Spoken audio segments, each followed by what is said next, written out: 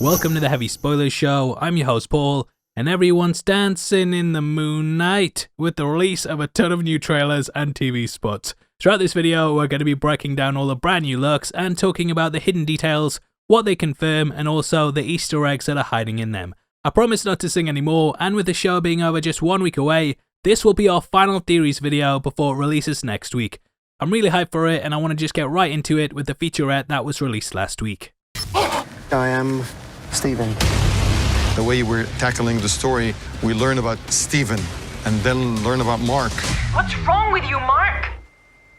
Why did you call me Marc? And they're the same person.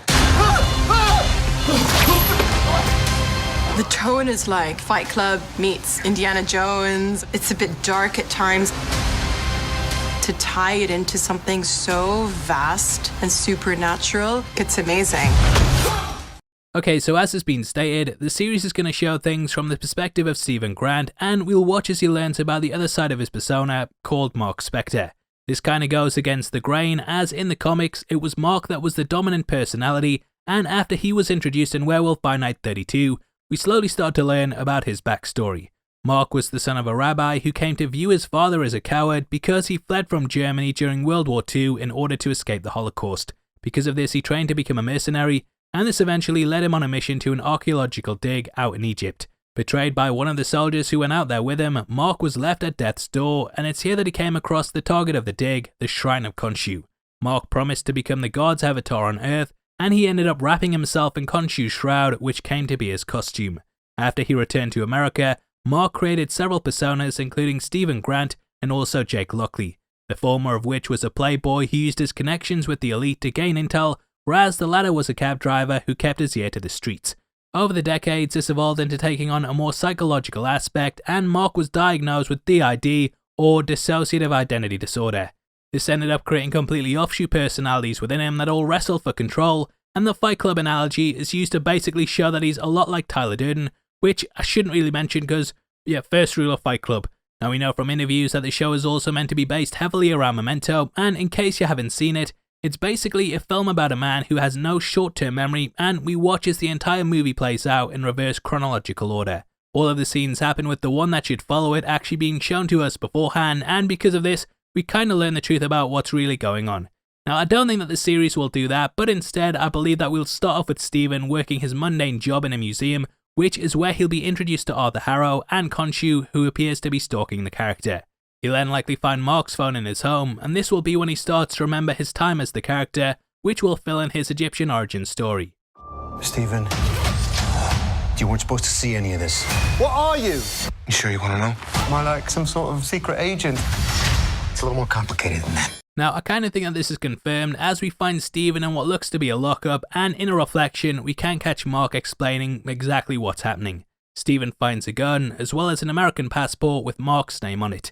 Stephen is, judging by the accent, he's bloody Cockney, and therefore him having an American accent, it's pretty shocking to say the least. Thank you very much. And the Oscar Isaacs goes to... Anyway, I think this is likely him unearthing the truth about Marc and discovering a room full of his belongings that helps him to fill in the blanks on exactly what's going on. There's also what appears to be a golden scarab in here, and the wings on it spring open. I'm guessing that Marc got this on his trip to Egypt, and will kind of segue from here into learning about his time out there. We do see in one of the trailer shots that Ethan Hawke's Arthur Harrow has it levitating in his hand, almost like a compass, so this might be the MacGuffin that they're all after. Now this bag seems to be quite important, and if you look at the trailers, namely the point where Marc is chased by Khonshu, he appears to also be carrying it. I've got no idea what it's got in it, but it's going to be interesting to see how this factors into everything, and why both Stephen and the god are desperate to get it. Now we're yet to be shown Jake in any of the teasers, and to keep things simple, I think that they might focus things solely on Marc and Stephen. It's possible that these two sides end up getting their own Moon Knight costumes, and this could actually be hinted at in the TV spots. During one shot, we see where the character appears to be in the Mr. Knight costume. This was recently introduced in the comics, and it's much more of a sophisticated persona. Now I say recently, probably like 10 years ago, but 2020 has just been never ending. However, from here he transforms into the more typical looking version of the suit, and I think that this might be during a scene in which Stephen passes over control to Marc and the costume warps around him. Hints of this control going back and forth seem to be going on during the van chase scene that we see play out, and at one point Steven's eyes flick up almost like he's in REM sleep. There is a major focus on dreams in the teasers, and we've watched as Steven has tied himself to the bed, put lines of sand around where he sleeps, and also placed tape over the doors so he can see if anyone's opened it. I think the whole idea of the day-night song will also have been chosen for this specific reason.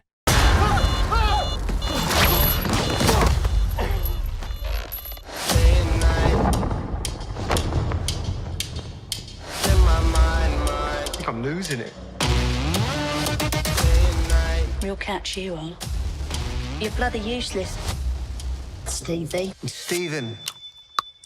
Potentially, Steven is the persona he takes on during the day, and then it's at night, which is when he switches to Marc. Now, if you're gonna let me reach for a second, it could also be playing on the phrase night and day, which means two complete opposite things. This could be represented in Steven and Marc, because one is an American secret agent, whereas he's a lovely cockney bloke. I shine your shoes, governor. Now, mirrors are used throughout the teasers as well, and we have the reflection in the water as Steven walks into the museum, the one in the bathroom when he transforms, and also the one in his home when he sees that his face is badly bruised. Beyond this, the teasers and trailers are absolutely littered with reflective surfaces, and there's even a point where we can see Steven's reflection remaining behind in the museum glass. They're clearly playing with the idea of the two personalities going back and forth in mirrors, and I think it's going to be really interesting to see as they battle out not only with the bad guys, but also themselves. Now, if you're enjoying the video so far, then hit that thumbs up button, yeah? And make sure you subscribe, as we're going to be covering the show every single week. This isn't a pyramid scheme, and you're in denial if you think, oh, Egypt puns smell bad enough to make Pharaoh moan. Ugh. What's an Egyptian's favourite chocolate? Ferrero Rocher. Now, moving on. Every aspect of this show has a duality, and we've shifted the paradigm. For me, what's really exciting is that it's totally unpredictable. Now, the show seems to be taking place in two major locations. The first of which is London, and we're getting a lot of things there, such as the typical red buses that you usually see. One of these has a GRC advert on it, which was heavily discussed in Falcon and the Winter Soldier. The Global Repatriation Council helped to rehome those brought back by the blip, and because of this, we know that at least the elements in London are taking place after Avengers Endgame. The full advert says, reuniting you with your better half, which could be a play on how half of all life was snapped away, but it may also be a nod to Marc and Steven speaking with each other. I think the majority of the show early on will take place in London, and that it's from here that we'll travel to Egypt, which is shown heavily in the Introducing Moon Knight featurette. This would also explain why Marc has an American passport, as he would of course need it for travelling. A huge shout outs to Eric Voss at New Rockstars for pointing out that the passport was created in December 2018, meaning that it happened just after the snap, which took place earlier that year. I think it would be so cool if we got a flashback to Marc picking up his passport when it was first made, and then we followed him out to Egypt as he met Harrow for the first time.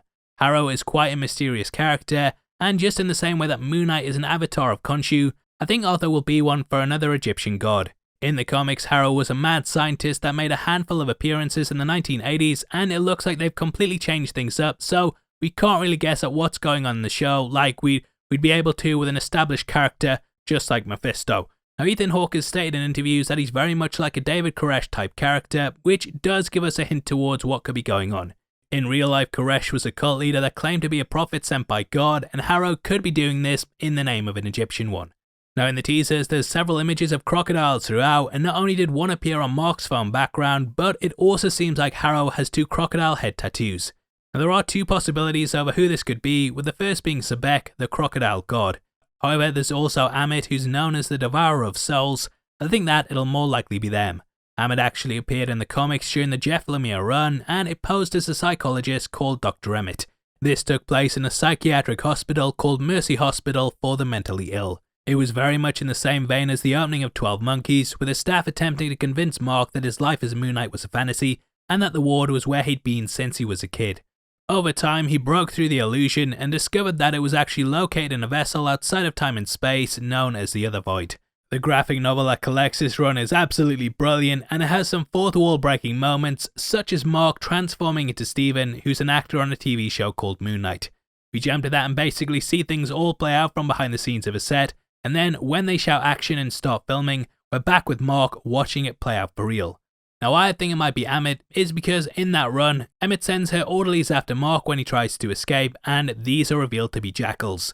If you cast your mind back to the trailer, you'll remember that Marc was bashing one out in a bathroom. Not bashing it out like that. And everyone, including you, thought it was a werewolf. Well, Kevin Bloody Spoilers said it was a Jackal, and we can see in the new TV spots that one jumps after Moon Knight in it.